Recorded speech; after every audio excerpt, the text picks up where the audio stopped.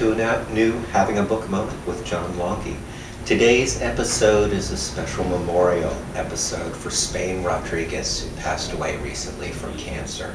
Spain was one of the original 60s underground cartoonists and one of the original Zap artists.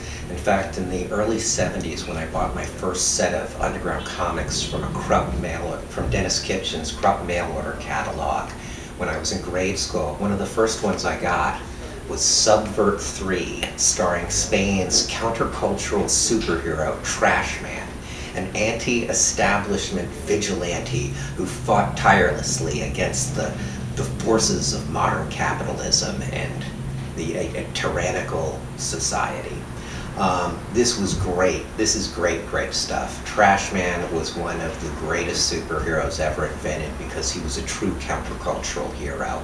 And these comics were wonderfully illustrated. In fact, after reading this, it inspired me to draw comics myself. There was a certain rawness to the artwork that made me think that comics were something I could do.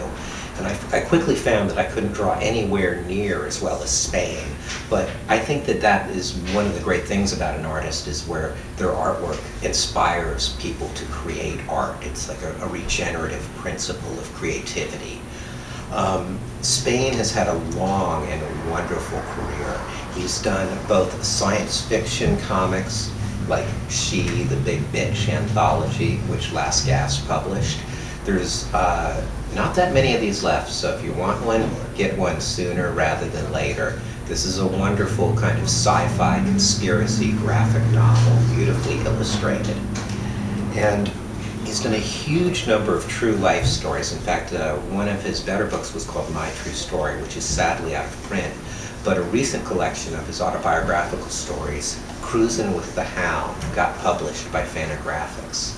This is a great compilation of real-life stories from the 50s. It's all basically gang fights, hot rods, and teenage mayhem.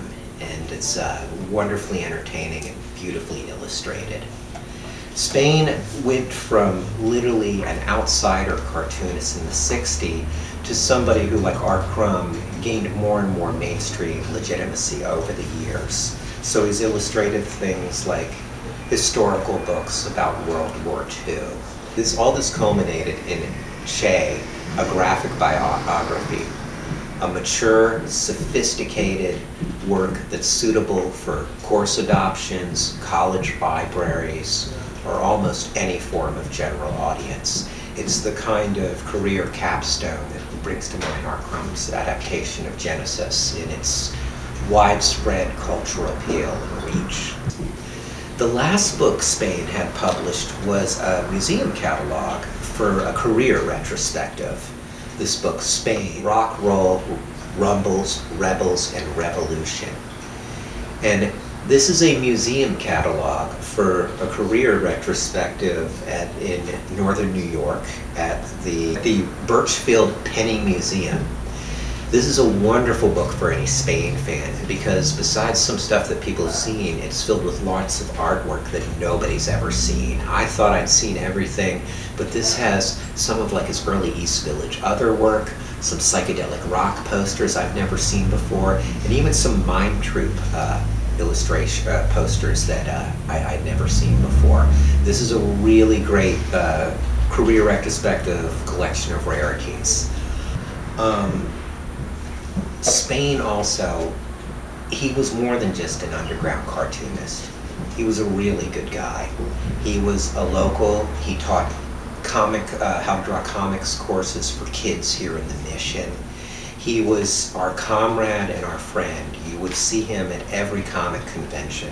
In fact, him and S. Clay Wilson frequently shared a booth together, and it was like watching the Two Stooges or something like that, as he tried to, rein Wilson in and babysit him and kind of keep his wild personality under control. He was always involved with numerous local political causes and always on the right side of the issues. He was a good guy, and we will miss him. Rest in peace, Spain. We miss you, and we thank you for your work.